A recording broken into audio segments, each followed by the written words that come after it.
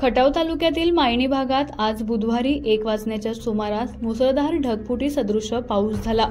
सुमारे 2.5 तासाहून अधिक पडणाऱ्या या पावसामुळे सर्वत्र पाणीच पाणी झाले होते।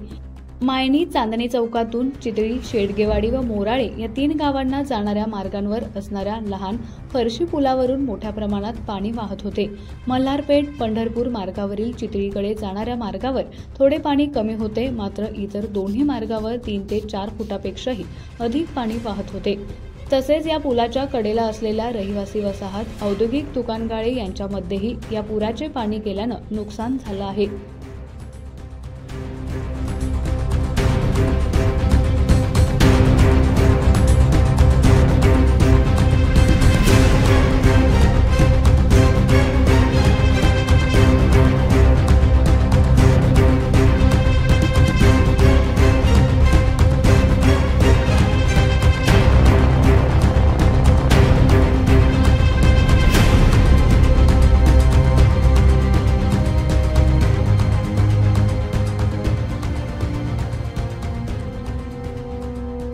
आमच्या खबर गावाकडची या चॅनेलला सबस्क्राइब करा, लाईक करा आणि आमचे व्हिडिओ शेअर करा।